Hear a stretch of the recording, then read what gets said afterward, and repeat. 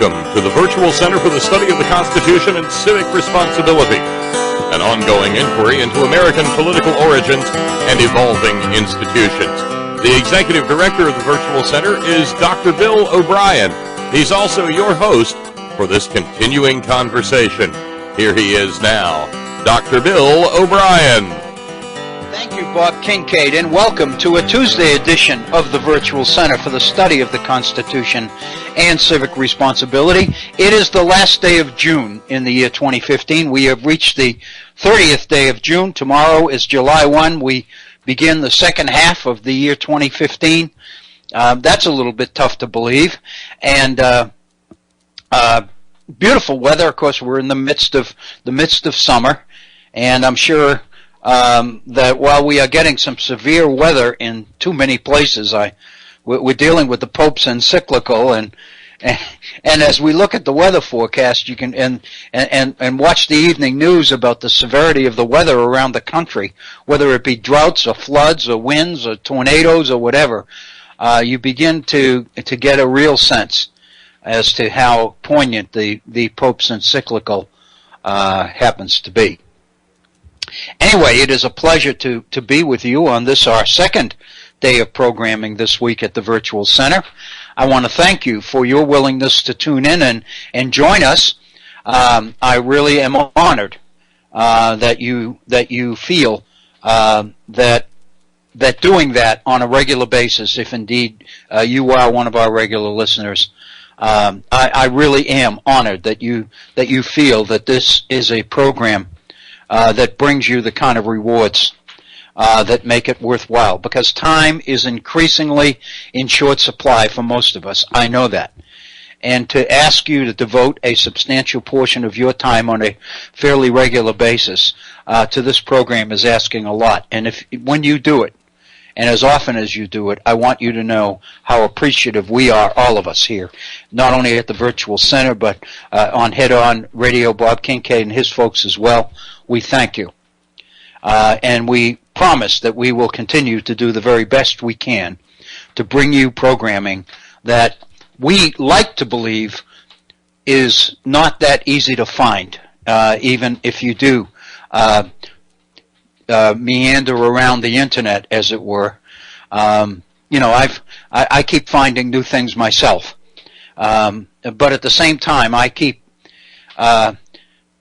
coming back to what we're doing, and I'm thinking, well, in many ways, we're trying to do things that others don't do. And of course, a lot of people will say to me, and I find it very flattering, well, part of the reason that we can do it is because it's somebody. It has to be somebody that has the background in the 18th century that you have, and I'm flattered by that on the one hand, but on the other hand, I really do believe that it's, as much as anything else, it's the founders who give us the information. All we need to do is look at it and think about it, reflect upon it, and act accordingly. At least that's what I've found. I do invite you to participate even more actively in our program rather than just listening to the conversation and to the presentation. And that is why we have a phone number reserved, so that you can get on the air and we can focus in on some of the issues or some of the things that you would like to dwell on, or that you would like me to dwell on, or you would like others of listening to our program to dwell on. Please feel free to do that. And again, I know I get wrapped up and carried away in the material sometimes, but I don't want you to think that there's ever a time in the program where I'm not going to put everything on hold to respond to your call or your questions or your suggestions or your concerns or whatever. Because ultimately, this entire initiative, this entire effort is not for our benefit. Hopefully, it's for yours, for the listeners at large. And if it's not working for you, or if there's something that we could do to make it work better, then I want you to know that we would really appreciate hearing about that. Our phone number is area code 304-663-4676. That's 304-663-4676. My email address, if you'd like to communicate directly with me via email, waobrien906 at gmail.com. waobrien, O-B-R-I-E-N, all of it lowercase, no punctuation. waobrien906 at gmail.com. Well, of course, as you know, it's beyond the bottom of the half hour in our first hour, so you know that today is our abbreviated program. We start 1 half hour, 30 minutes later on Tuesdays than we do on Mondays and Wednesdays. And so that frequently means that we just kind of run right through the top of the hour and don't pause for a 5-minute break. Occasionally, we do pause for a shorter break than that for obvious reasons, but as of right now, I'm thinking that once we begin to roll on something, I think we can probably go on and not take a break. So the best part of taking a break is it gives me the opportunity to give you the email address and the phone number again, and it also creates a break in the train of thought to the point that if you are inclined to call or to respond or to comment on a particular issue, that break provides a good opportunity to do it. Because I know that many people are reluctant to call if they feel that, that I'm into something and they don't want to break my train of thought, and I appreciate the heck out of that. But at the same time, always, your issues and your concerns and your contributions are really what matters the most. And so there is never a bad time to call, and I want you to know that.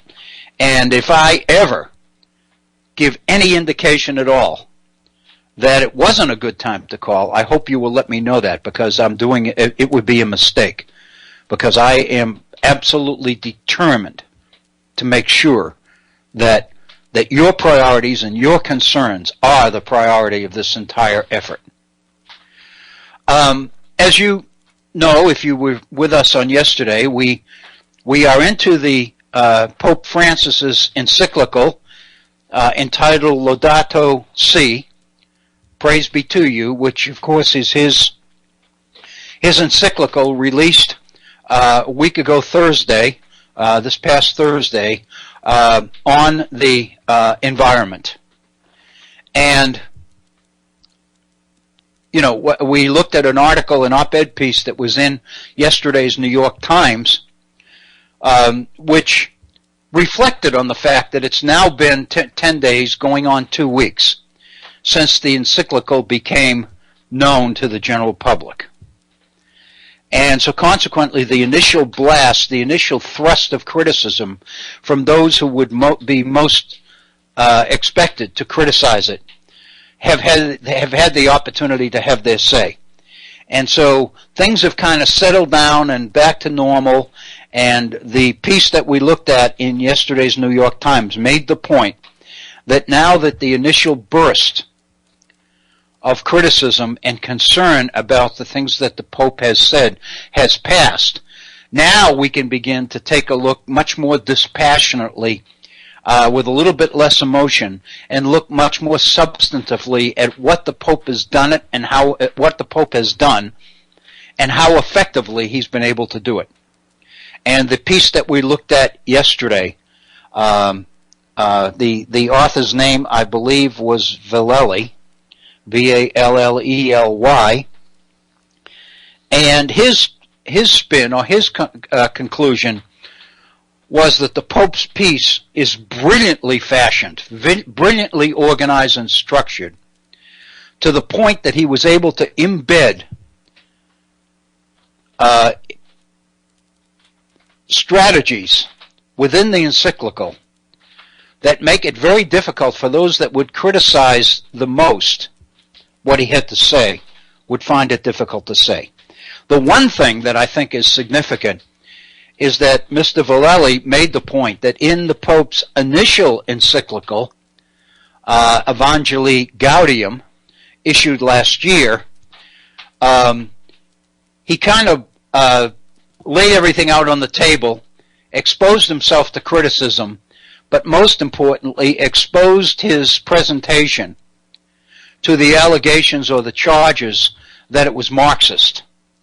And of course, the fact of the matter is, once that particular charge is leveled against you, then people look at that word, Marxist, more than anything else, and they often tend to dismiss or to take less seriously what you've had to say. They don't look seriously or cogitate, think carefully on what you've had to say, because that word Marxism is just kind of, driving the whole name of the game. And the result was that initial encyclical of last year really didn't have the impact that the Pope hoped it would have. But Vallely's point in this particular encyclical is that this one is so brilliantly fashioned and structured that the Pope was able to blunt a lot of the criticism he might expect to receive before he even received it. And one of the things we looked at yesterday as an example of that is his introduction of the moral dimension into the equation. When we talk about markets, and we talk about commercialism, and we talk about global trade, and we talk about standards of living, and we talk about economic development, and all the other things that make up the increasingly interdependent global economy. When you introduce the moral dimension into that, and you begin to insist that in order to reach conclusions, final conclusions, on the positives and negatives of the economic system that you are participating in, you can't complete your analysis without considering the human factor, without looking at the impact on the environment, the impact on human beings, on people. And so his point is that it is imperative that if we are going to judge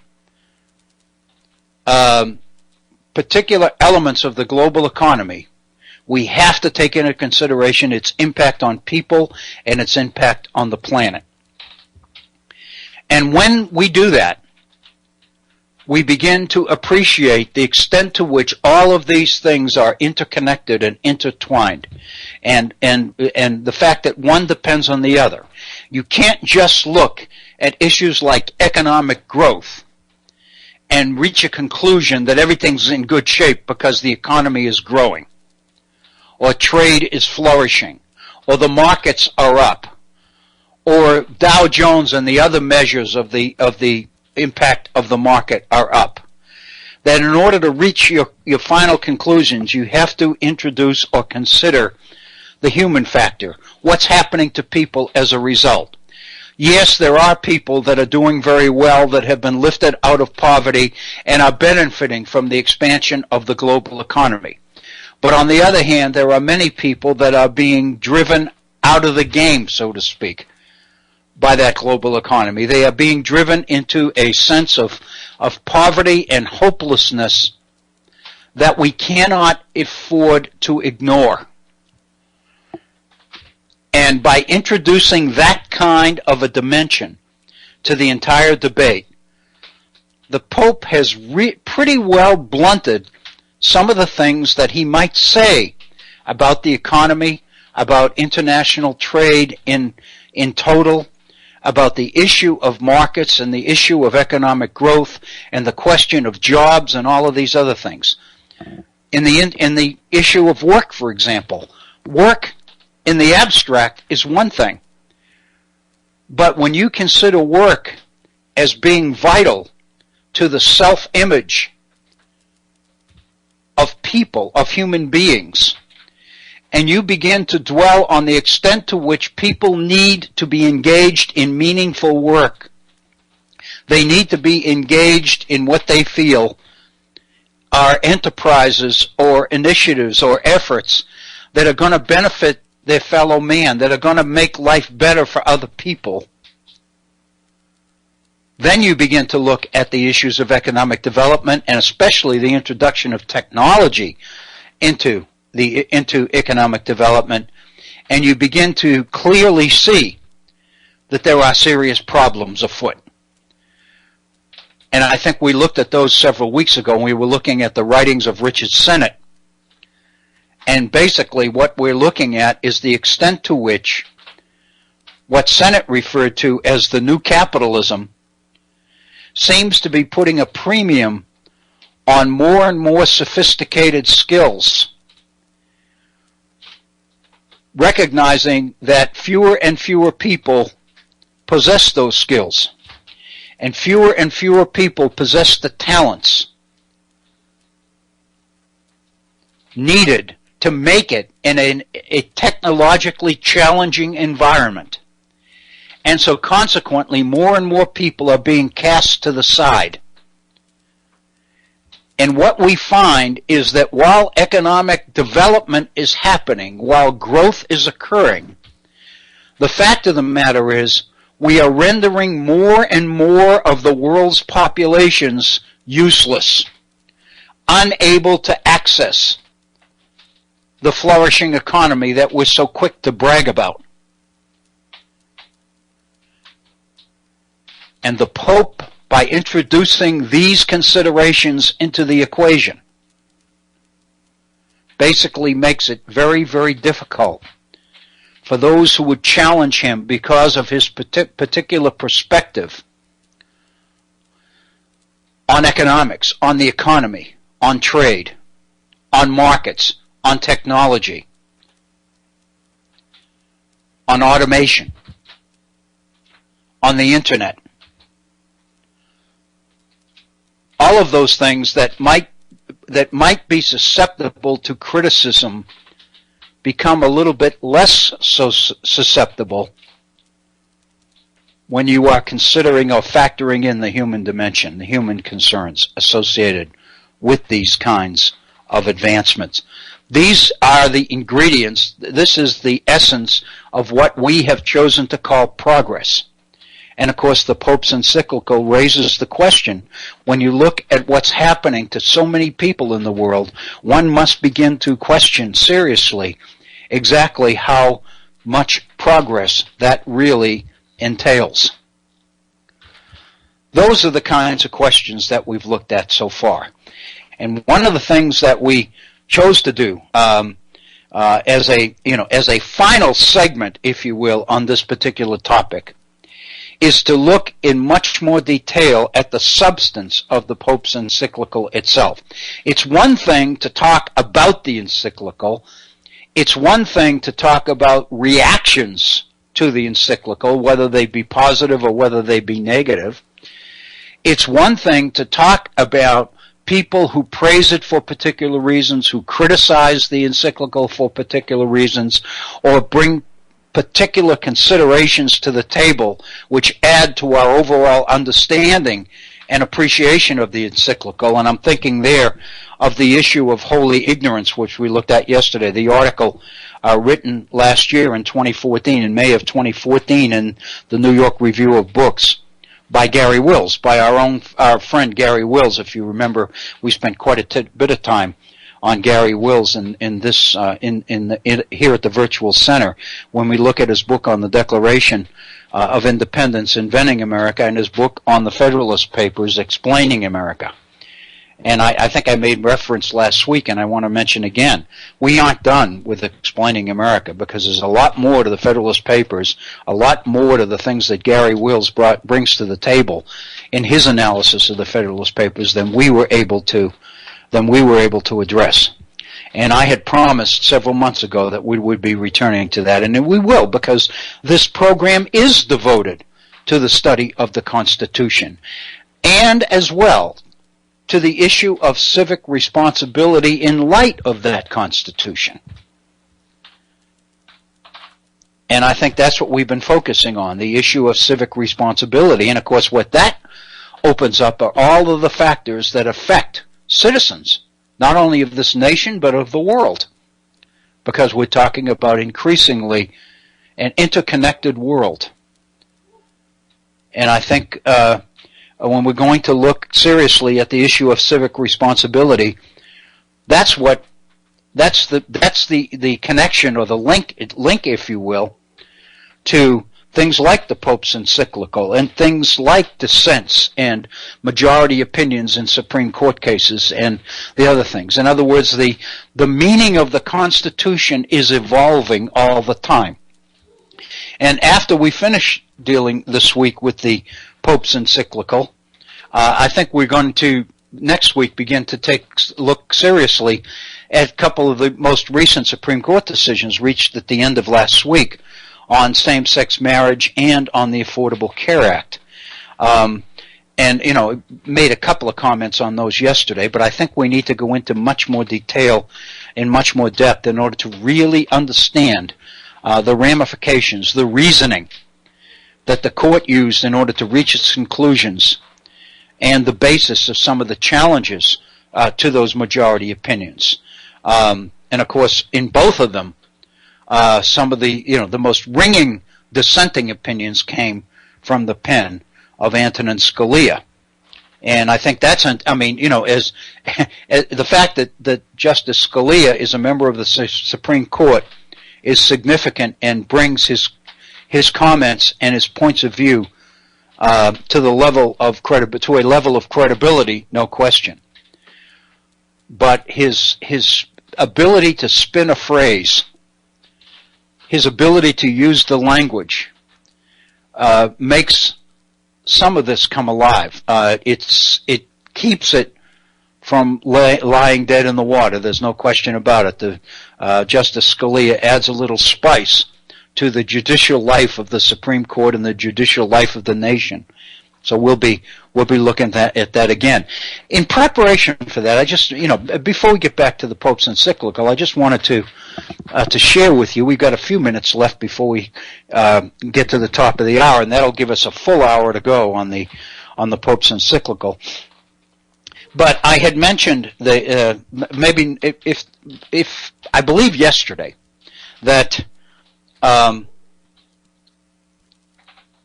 while Justice Scalia's dissenting opinion in the Affordable Care Act case of last Thursday is rich in not only what it says, but in the way it says it,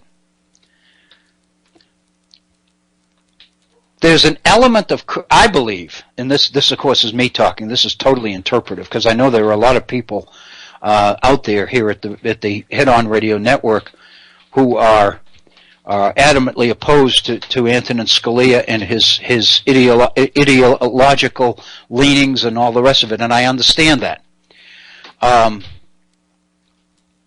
But the fact of the matter is, it seems to me that if you look at it as objectively as it's possible to look at it, there is some credibility, and we'll see this in some of the criticisms that Scalia is making about the majority opinion, in that particular case at least, written by Chief Justice Roberts.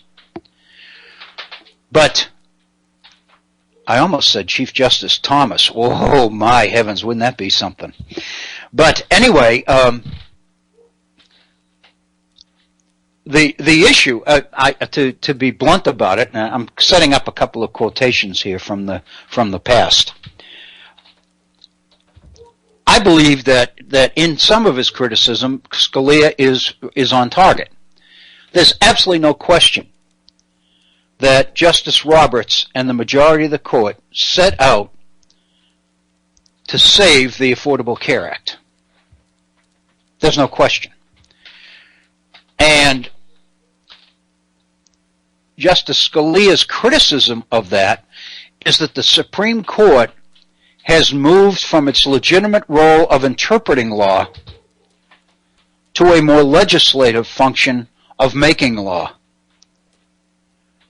That, according to Justice Scalia, is judicial activism, and that, he believes, goes too far. I don't.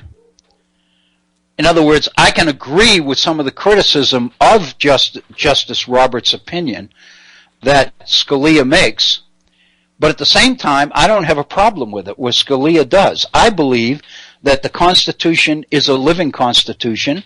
I believe that it was intended, it was designed to be upgraded and changed and to evolve as society evolves, as the challenges evolve. as generations merge into future generations, then what we do is we pass into periods where there's no way that the founders could have anticipated some of the challenges to the issues of rights and responsibilities that we see in the 21st century. And it seems to me that if the Constitution is not able to adjust to those new circumstances, new challenges, then it really ends up in danger. Because if it ceases to be functional, if it ceases to work in our society, because there are too many places where the Constitution is contradictory to the world we live in, then ultimately we face what has happened to other constitutions in the history of the world. They become so locked in cement, so locked in the past, that they cease to be operative and meaningful in a changing world. So in preparation for dealing with that in a little bit more depth, I've been kind of, searching around, trying to look at the whole issue, which is one we looked at before here at the Virtual Center, looking at the issue of the living Constitution. And I just this morning I got my hands on a couple of quotations from the past. One is one that we looked at before. It's Thomas Jefferson. And I believe we considered this some months ago, but I still think it continues to be extremely relevant. The other quotation is from Justice Oliver Wendell Holmes. And this is part of a Supreme Court decision in the year 1920, the case of Missouri versus Holland. And it deals with the issue, I believe, of the living Constitution. And Holmes says the following: with regard to that, we may add that when we are dealing with words that also are a constituent act, like the Constitution of the United States, we must realize that they have called into life a being the development of which could not have been foreseen completely by the most gifted of its begetters. It was enough for them to realize or to hope that they had created an organism. It has taken a century and has cost their successors much sweat and blood to prove that they created a nation. The case before us must be considered in the light of our whole experience, and not merely in that of what was said 100 years ago. The treaty in question, and of course this is the case of Missouri versus Holland, the treaty in question does not contravene any prohibitory words to be found in the Constitution. The only question is whether it is forbidden by some invisible radiation from the general terms of the 10th Amendment. We must consider what this country has become in deciding what that amendment has reserved. And of course, this particular case is focusing on the 10th Amendment, which basically, as you know, says that all powers not granted to the central government or reserved to the states belong to the states or to the people. And you know that when we looked at the 10th Amendment, the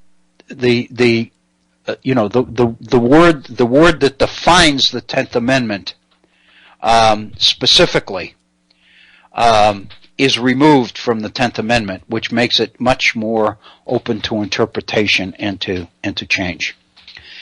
In 1816, 4 years after he left the White House in 1812, Thomas Jefferson, in a letter to Samuel Kercheval, makes the following statement about a changing Constitution.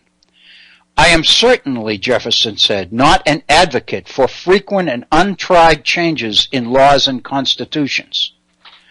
I think moderate imperfections had better be borne with, because when once known, we accommodate ourselves to them and find practical means of correcting their ill effects. But I know also that laws and institutions must go hand in hand with the progress of the human mind. As that becomes more developed, more enlightened, as new discoveries are made, new truths disclosed, and manners and opinions change with the change of circumstances, institutions must advance also and keep pace with the times. We might as well require a man to wear still the coat which fitted him when he was a boy, as civilized society to remain ever under the regimen of their barbarous ancestors. It will be said it is easier to find faults than to amend the Constitution. I do not think amendments so difficult as is pretended. Only lay down true principles and adhere to them inflexibly. And I think that's a very, very relevant statement from Jefferson about the extent to which the constitutional system must evolve with the times. I think what we are seeing in the dissenting opinions of Justice Scalia especially is an effort to try to slow down, if not totally stop, that adjustment. I can understand how you can make so many changes that you begin to lose touch with your past, with your traditions. I don't advocate that. I don't think anybody does. But I also believe that if you lock the Constitution into the past, you render it inoperable as the future continues to unfold. So in that sense, I guess I agree with what Scalia is saying in some places, but I don't agree with him that it's a problem. I think the problem is his. But we'll get into that as we get into these Supreme Court cases. I'd like to kind of stay on track a little bit. We've just passed the top of the hour. We're at 3 minutes after 2 in the East. And I think it's time that we spend a little bit of time with the substance of the Pope's encyclical. I'd like to begin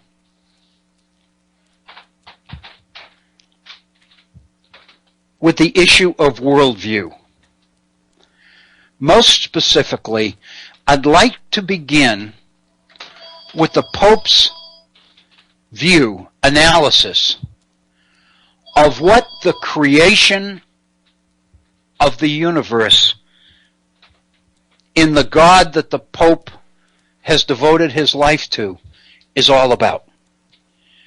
Because there's absolutely no question that the Pope's entire encyclical is driven by the connections, the links between man and the dignity of man, the environment in which man is placed, the planet, and the needs that man confronts in order to benefit from the environment he is in and from the talents and abilities God has given him. It's the interrelationship of these things that the Pope seems to be emphasizing. Because if you don't buy that, then you can be perfectly comfortable considering the planet as being there for the exploitation of man. The idea that man's right is to exploit the planet because it's there and devoted to his service.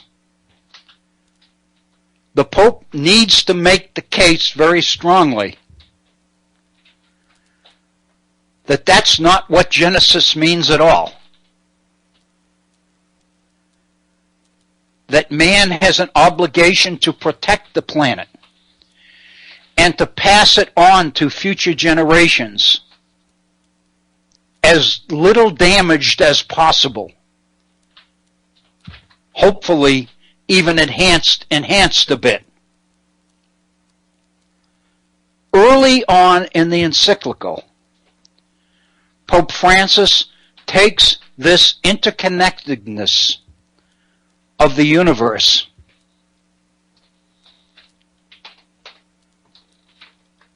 to be an important theme of the entire document. in the 8th paragraph of the encyclical, if you print it out on page 3, in quoting Patriarch Bartholomew of the Eastern Orthodox Church, the Pope is making the point that he is not the only one who is worried about the planet and what mankind seems to be doing to it. And he quotes Bartholomew. I'd like to quote Bartholomew right here as well. I'd like to share with you what the Pope says from the pen of Patriarch Bartholomew. Quote, "For human beings to destroy the biological diversity of God's creation, for human beings to degrade the integrity of the earth by causing changes in its climate, by stripping the earth of its natural forests or destroying its wetlands, for human beings to contaminate the earth's waters, its land, its air, and its life, these are sins. For to commit a crime against the natural world is a sin against ourselves and a sin against God."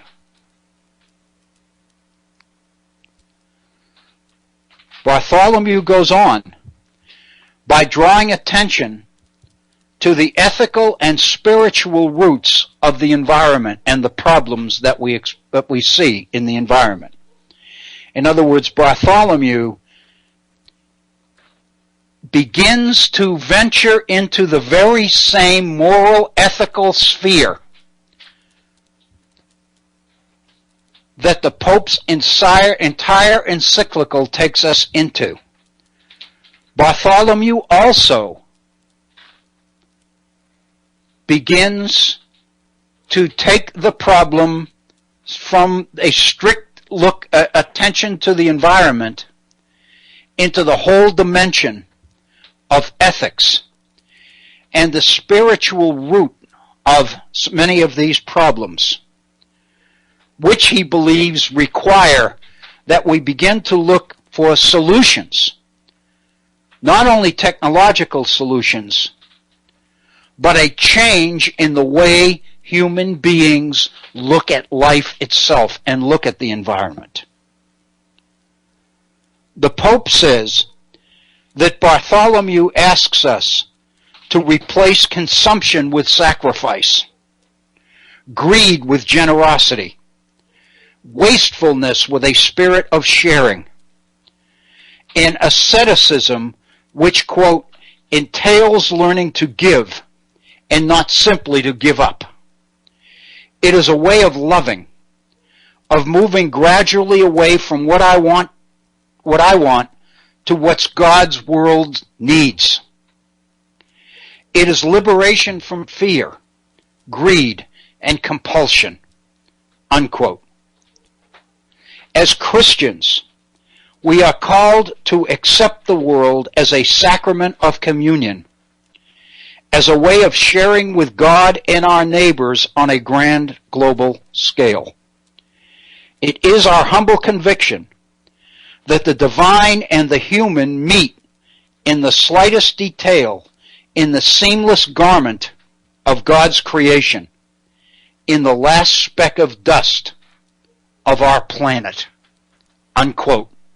So says Patriarch Bartholomew. The reason I am sharing these particular passages from the encyclical with you is because I think it is very important that what the Pope is trying to stress here is the interconnectedness between man, the environment, and the fact that these are creations of God. And consequently that all of them must be seen as connected, as interdependent, as linked. Obviously, if they are independent and linked together in the eyes of God, then to destroy the planet to destroy one key ingredient of those three items or three issues is suicidal. It's a violation of God's plan. It undercuts God's original intent at creation. It violates the responsibility that we have to our God, and it violates the responsibility we have to God's creation. And third, it violates the responsibility that we have to each other as human beings. All of these things are in this together, and all of them must be seen as interwoven and interdependent. And politically, of course, I think we made this point yesterday, politically, the Pope is on solid ground when he doesn't take all of these positions himself, but when he is able to cite Patriarch Bartholomew, or John Paul VI, or Benedict XVI. In other words, the more he can cite others to back up the points he wants to make, the more difficult it is to criticize what he's saying because it ceases to be just his. In other words, he's building in the kinds of strategic protections and defenses that he didn't do in his first encyclical. And the article we read yesterday in the New York Times by Vallely indicates that the result of that is going to be that this encyclical is going to have an impact. I would make one comment here, and it's just an observation. I don't have any basis. Well, I do have a basis, but I don't really, I'm not citing anybody else because this is my own thing, but I really believe that part of the impact of the Pope's encyclical is in danger of being blunted. The Pope's encyclical is being pushed toward the back burner, if you will, by some of the issues that are going on, not only in the nation but in the world. I think the slaughter of those 9 innocents in Charleston and the attention that it is receiving in this country and around the world is tending to take the Pope's encyclical off the front pages of the world's newspapers. And I think that's costly. I'm not trying to say that we shouldn't pay our due respects to those who died and to the horror of the act that took their lives. But I think at the same time we have to realize that if you're going to emphasize that, then you've got to de-emphasize something else.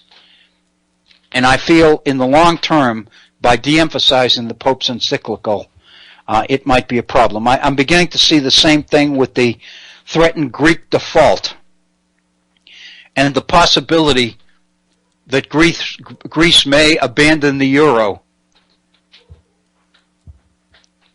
and cause all sorts of economic rumblings throughout the world economy.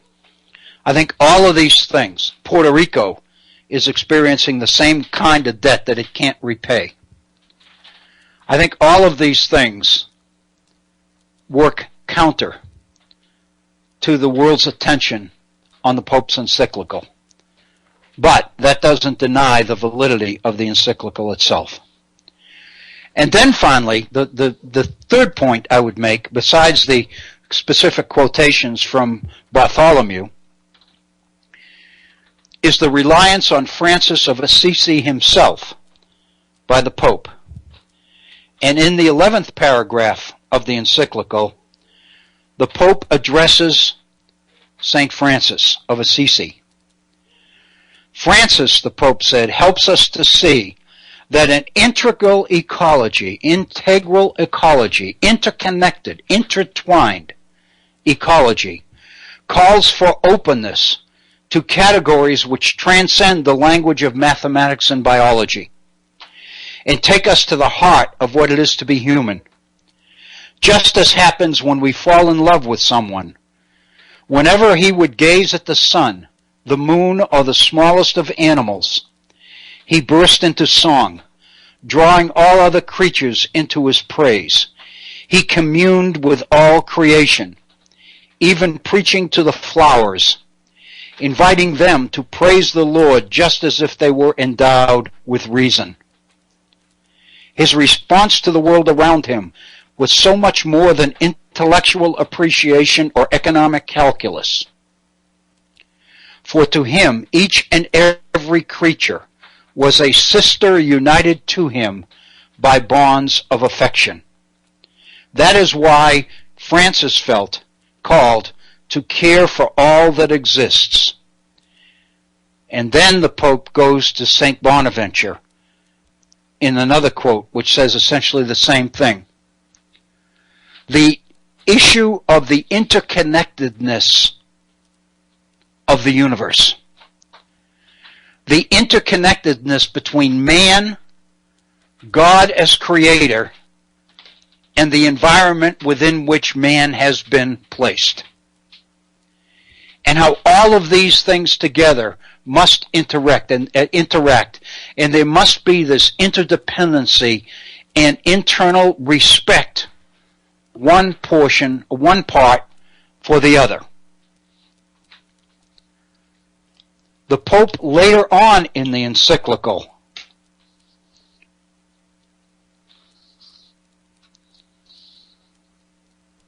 in chapter 2 of the encyclical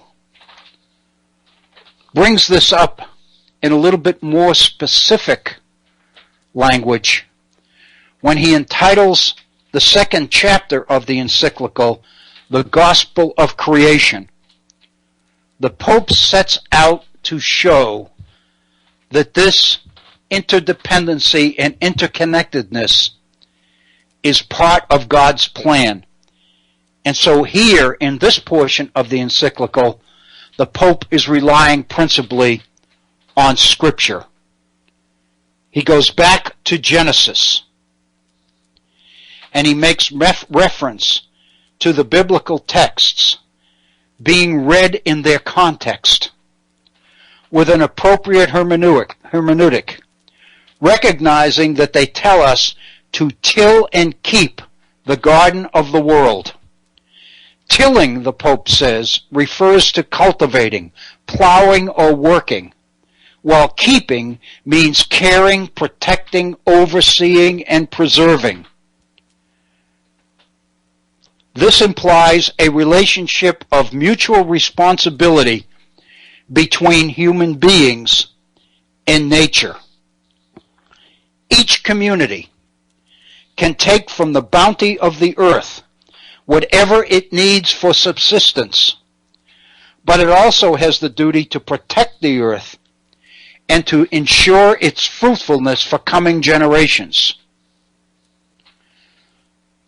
Quote from Leviticus, "The land shall not be sold in perpetuity, for the land is mine, said God, for you are strangers and sojourners with me." Unquote. What the Pope is suggesting then is this economic priority of turning the planet, turning the earth into an endless stream of commodities, whether it be timber, coal, air, water. We are taking things that are vital to God's creation, and we are reducing them to commodities for sale, for putting fences around, for making available only to those who can pay for them, and the inference being, of course, to deny them to the people who can't. All of this violates God's creation, according to the Pope's encyclical. This responsibility, the Pope says, for God's earth means that human beings endowed with intelligence must respect the laws of nature and the delicate equilibria existing between the creatures of this world. For, quote, He commanded and they were created, and He established them forever and ever. He fixed their bounds, and He set a law which cannot pass away. The laws found in the Bible dwell on relationships, not among individuals, but also with other living beings. According to the Pope's view of God's creation, together with our obligation to use the earth's goods responsibly, we are called to recognize that other living things have a value of their own in God's eyes. By their mere existence, they bless Him and give Him glory. Proverbs. And indeed, quote, the Lord rejoices in all His works. By virtue of our unique dignity and our gift of intelligence, we are called to respect creation and its inherent laws, for the Lord by wisdom founded the earth. Proverbs 3. Verse 19. This sense of interconnectedness, of mutual responsibility for God's creation, is critical to the essence of this encyclical. It is important to recognize, because it is a perspective, that our history, our tradition, and our culture has tended to push into the background, if not off the table entirely. These, in our system of economic priorities, individualism, freedom, self-interest, all of the elements that make up what James Madison defined as mankind or human nature, the way man really is, are alien to everything that the Pope is saying in this particular portion of his encyclical. In our culture, in our history, in our traditions, we have tended to blunt, to reduce the importance of, to cover up, even to attack those who would try to prioritize these particular ingredients of interconnectedness. Those who emphasize the public good and the common interest over self-interest, we dismiss by labeling them socialists or communists.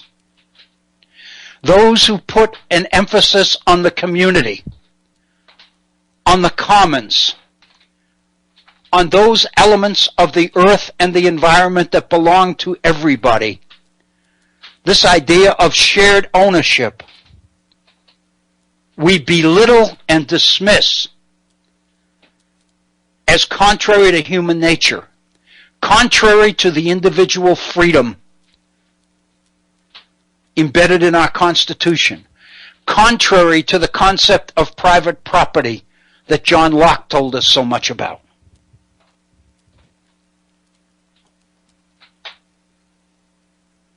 In other words, everything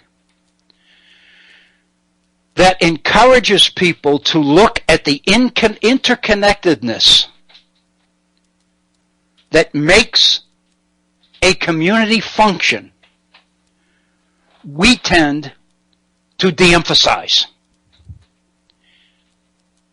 And we have de-emphasized it to the point that those people who try to emphasize it, to bring it back to the fore, to make it a priority once again, we label as Marxists, communists, socialists, enemies to freedom, and all of the other negative, opprobrious terms that we can conjure up in order to discourage the priority of individualism and individual freedom and self-interest, which are at the heart of our global system of free enterprise capitalism. That's the basis upon which those who oppose the Pope's worldview were able to consider it or call it Marxist, and thereby render it less significant.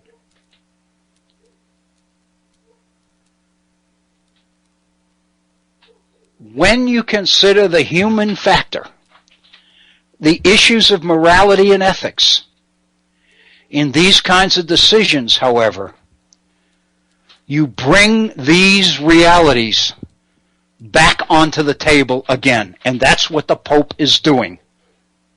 I think he is pursuing a strategy which didn't quite work in his first encyclical, but he's going to try to make work in this one.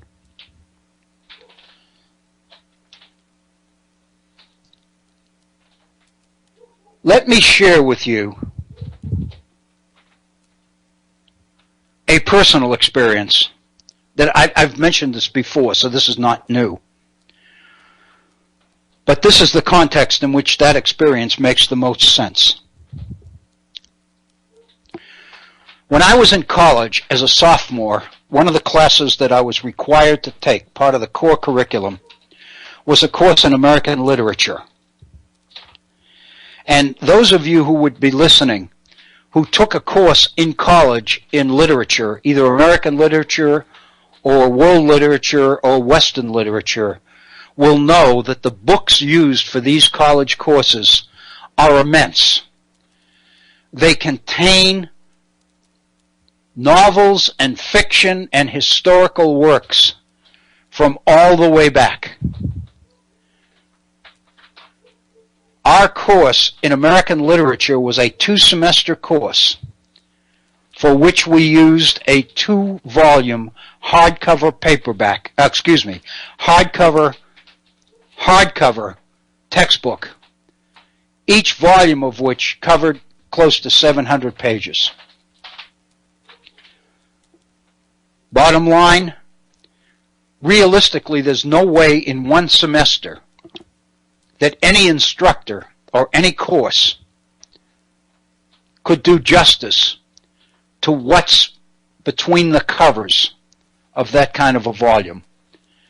So consequently, in building curriculum, you have to make judgments. You have to cherry pick. You have to decide, we'll deal with this, but we won't take time to deal with that. We don't have time to deal with everything. It's information overload, but information overload that's always existed.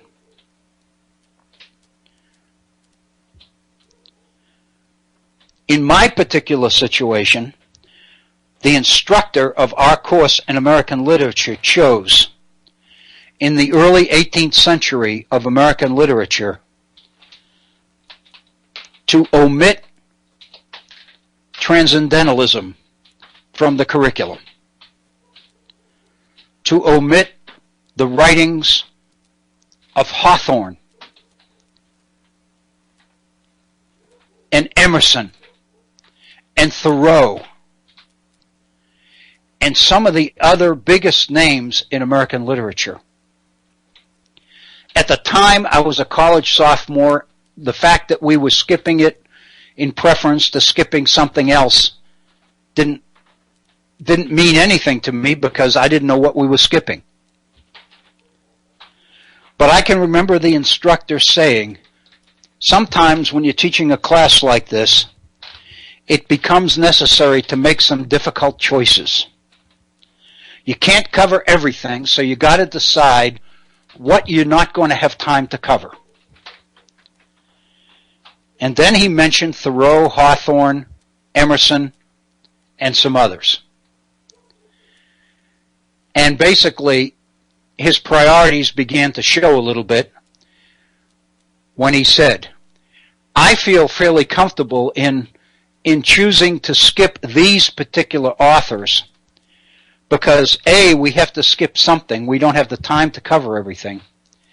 And given the importance of some of the other schools, some of the other authors we're going to have to cover in this class, I think in making the tough choices, in this case, the choices become a little bit easier.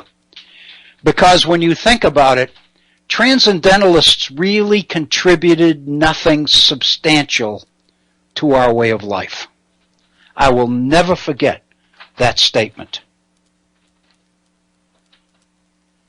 Basically what he was saying, and he elaborated by saying, these people dealt in their literature, in what they wrote,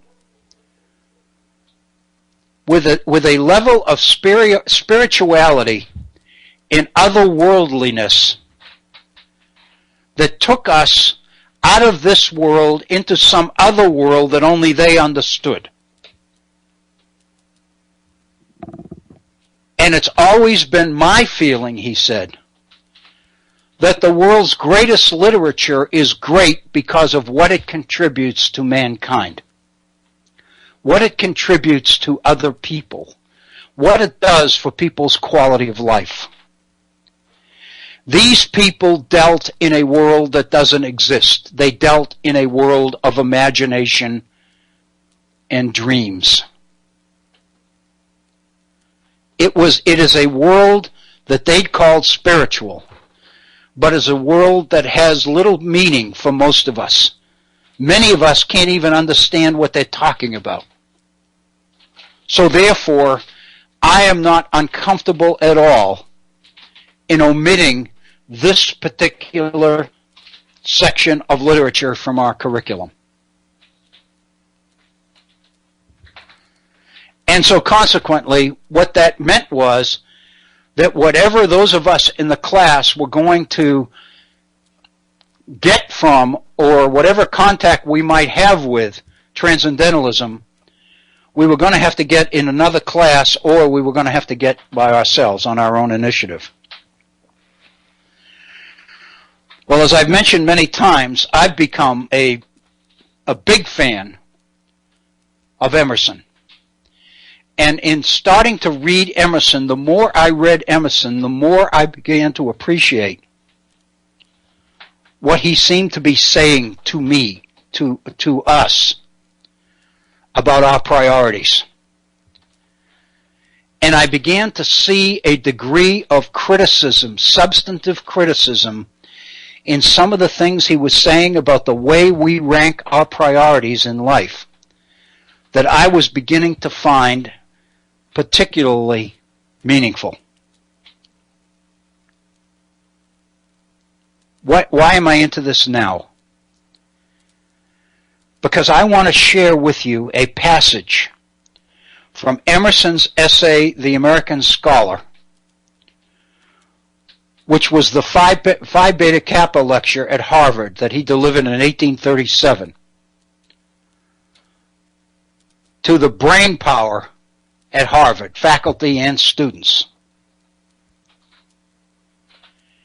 And I'd like you to listen to this and think about it and reflect upon it in light of what we've just read from the Pope's encyclical.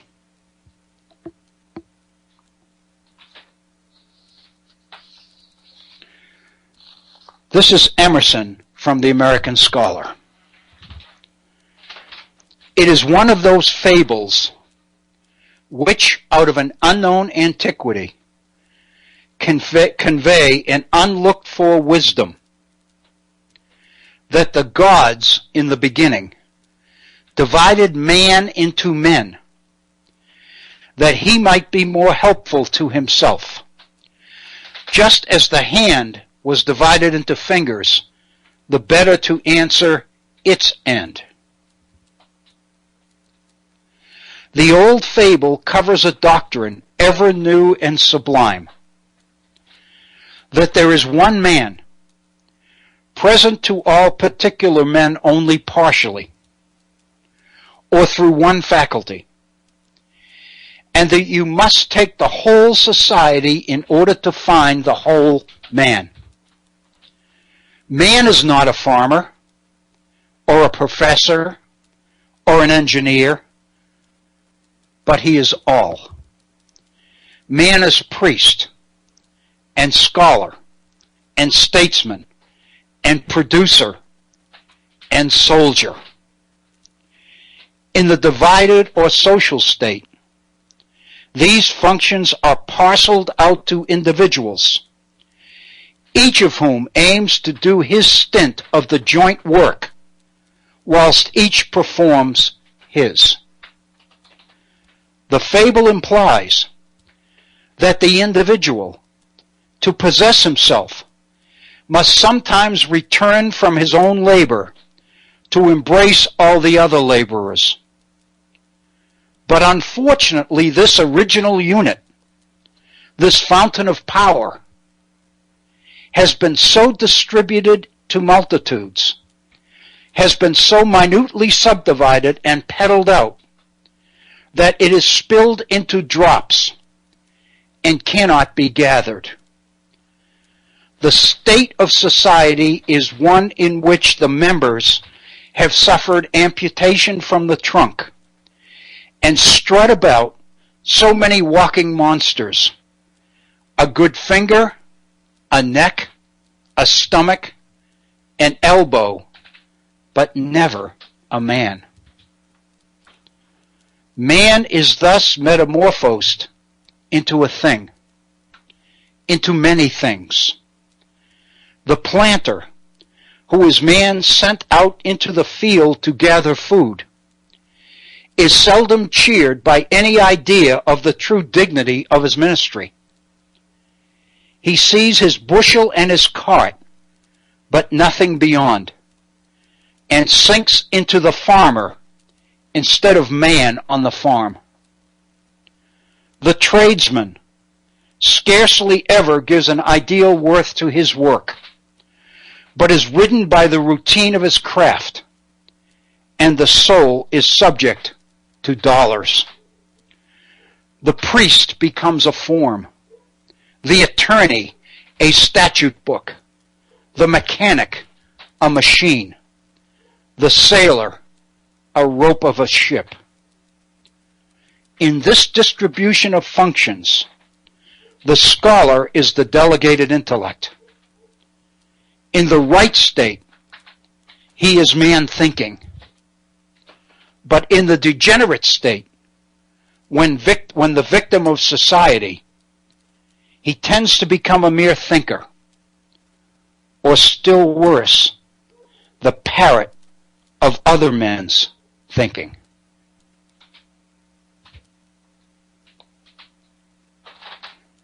Tell me that Emerson is saying anything different than the Pope is saying about God's creation. About God's creation of man, about God's creation of the environment,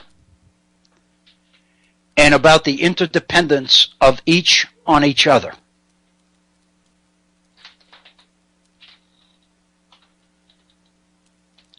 Emerson is suggesting that over time we have lost touch with what this is all about. We have lost touch with our priorities.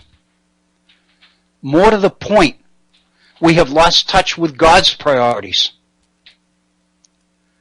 We have violated the amendment. Excuse me, not the amendment.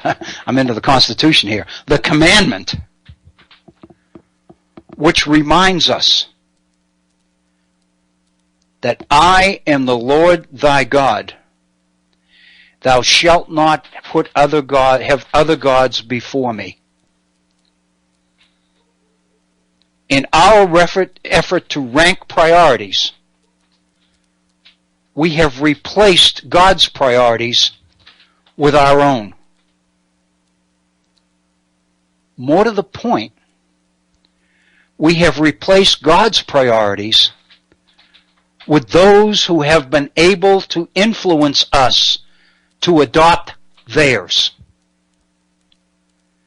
As Emerson warns us, we have ceased to be man thinking,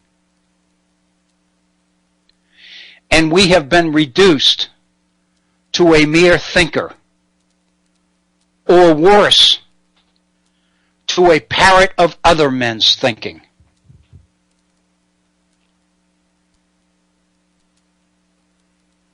What Emerson is telling us is that the only way all of this makes sense is when all the disparate parts come together and we begin to recognize that we are all interconnected. We are all interrelated. This finger goes with this hand, which attaches to this arm, which attaches to this body, upon which sits this head, and within which beats this heart.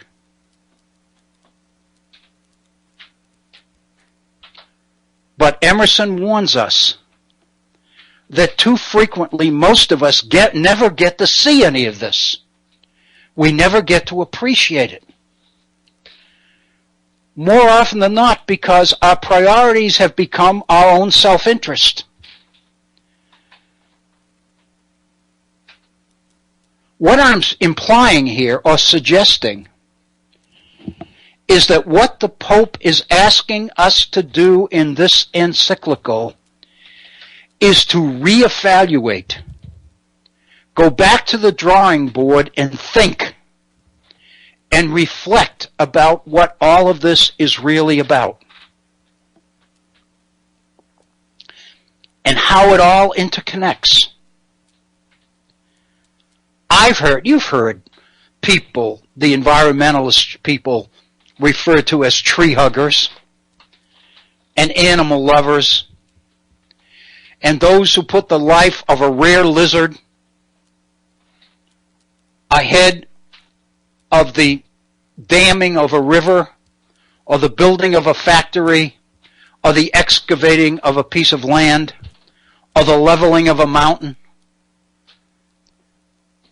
or the emptying of the insides of a mountain,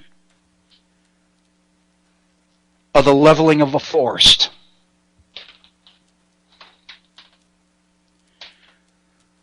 But the fact of the matter is, that's what the Pope is asking all of us to do.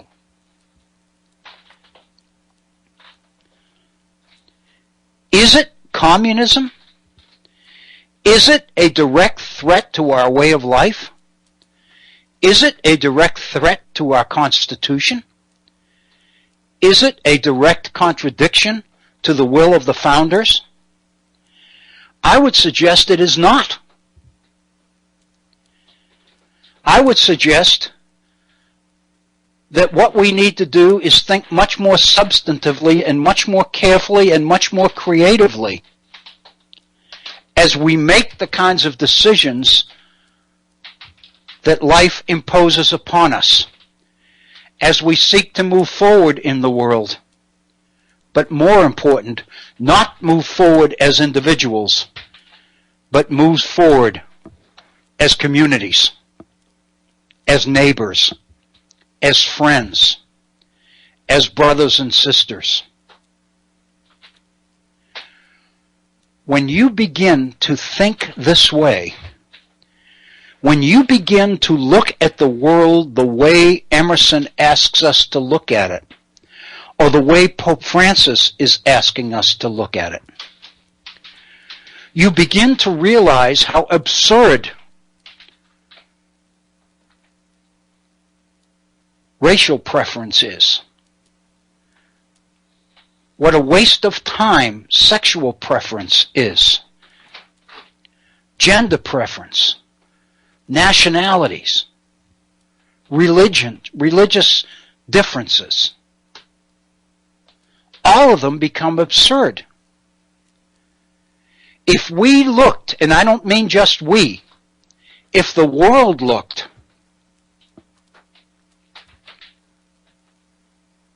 at the universe this way, I would suggest to you many of the things and many of the negatives which have engulfed our world over the last couple of centuries would never have happened. Because it doesn't make sense to deal that way with people you are connected to as fellow human beings. It is our existence as human beings that links us together, not the races, religions, and nationalities of those human beings which divide us and cause us to look askance one at the other.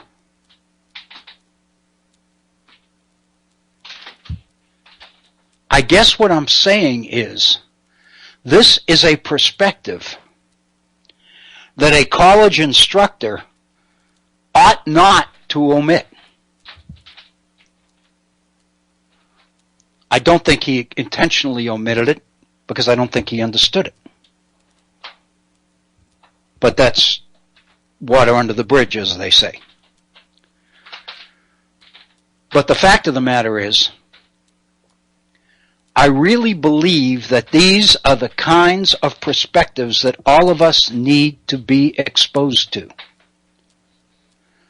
These are the kinds of issues and questions that all of us need to reflect upon. These are the kinds of considerations, I would suggest, that are embedded in the upper levels of the Common Core standards.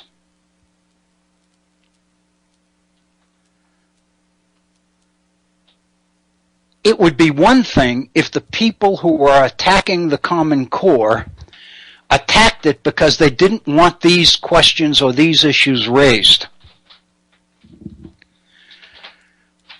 I'm beginning to believe that far more dangerous than that is that many of these people don't know that these issues even exist.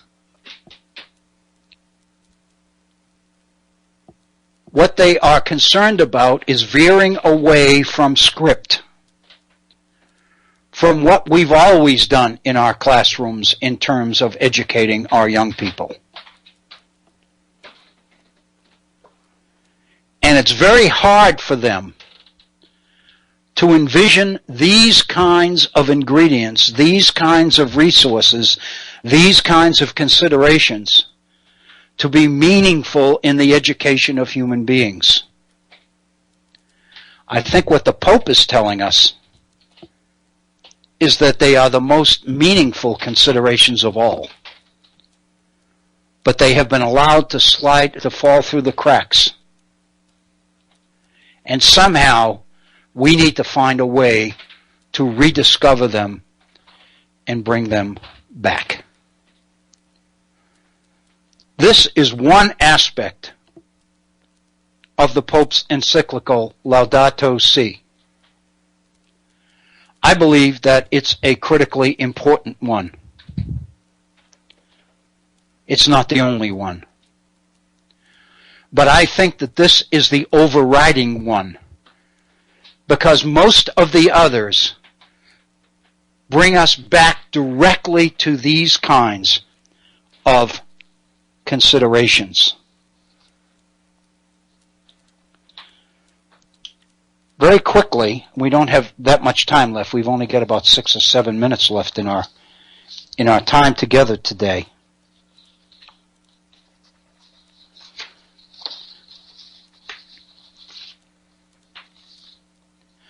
One of the other issues, and this is one we dealt with in some depth several weeks ago, is the issue of work, the dignity of work, and why our economic development decisions must contain a serious effort to honor the importance of work to the self-image and meaning of human dignity. We cannot afford to allow our own economic priorities to destroy the dignity of humanity in the process. We can't allow our overwhelming support for competition and self-interest to deny or to take away or to obliterate concern for the other guy. We have always been led to believe that it's up to the other guy to take care of himself. I would suggest, however, that it's up to all of us to think seriously about taking care of the other guy, because there's too many other guys. There are too few winners and too many losers in this whole process. Let me share where we'll begin tomorrow's program with this particular issue. But let me, with a few minutes left in today's program, let me share with you one particular paragraph from the Pope's encyclical on the issue of work. As I mentioned, the paragraphs in this encyclical are numbered. This is paragraph number 98. And it is the very first paragraph in section 7 of the chapter on God's plan for creation. And it is entitled, The Gaze of Jesus. Here's what the Pope says about the gaze of Jesus. Jesus lived in full harmony with creation, and others were amazed. What sort of man is this, that even the winds and the sea obey him? Matthew 8, verse 27. His appearance was not that of an ascetic set apart from the world, nor an enemy to the pleasant things of life. Of himself he said, quote, "The Son of Man came eating and drinking, and they say, 'Look, a glutton and a drunkard.'" Matthew 11:19. He was far removed from philosophies which despise the body, matter, and the things of the world. Such unhealthy dualisms nonetheless left a mark on certain Christian thinkers in the course of history and disfigured the gospel. Jesus worked with his hands in daily contact with the matter created by God, to which he gave form by his craftsmanship. It is striking that most of his life was dedicated to this task in a simple life which awakened no admiration at all. Is not this the carpenter, the son of Mary? In this way, he sanctified human labor and endowed it with a special significance for our development. As St. John Paul II taught, by enduring the toil of work in union with Christ crucified for us, man in a way collaborates with the Son of God for the redemption of humanity, unquote.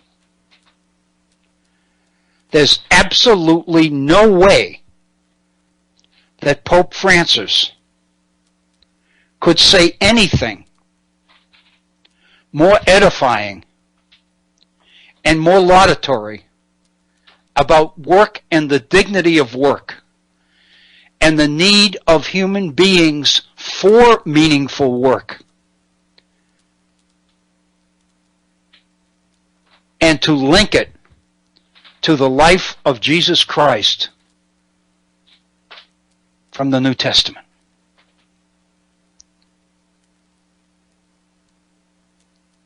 Basically then, the technological and automation decisions that we tend to make about displacement of workers in favor of increased productivity and efficiency without meaningful alternatives for these displaced people, without meaningful alternatives for those underemployed who cannot meet the increased skill levels of the new jobs, the new work being created, is to place God's creation in serious jeopardy. That is what the Pope is telling us. Think of this in the context of what Richard Sennett told us about the new capitalism. More specifically, about the priorities of the new capitalism. The priorities of the new capitalism run 180 degrees contrary to the priorities of this encyclical. I would suggest that one of the options, one of the benefits, if you will, of the attention we paid to a revised role for labor unions within this new capitalist framework is the kind of thinking, I'm not saying that's the answer, but that's the kind of thinking we need to do in order to link the priorities of one worldview to the priorities of the other. No longer can we afford to make decisions which go totally in one direction at the expense of the other. We have to broaden ourselves and broaden our horizon and broaden our perspectives enough to realize that all of this is important, and whatever we do needs to take into consideration all of it if it's going to work. With that, I think we've come to the end of today's program here at the Virtual Center. We're at 59 minutes after the hour. We've got less than 1 minute to go. I just want to take this time to thank you for tuning in. I want to invite you to come back tomorrow at our regular time, which is in the East, 1 p.m. I want you to enjoy your evening, but more importantly, please be safe. Take care of yourself, take care of each other. And we'll see you again tomorrow here at the Virtual Center. This is Bill O'Brien. Thank you.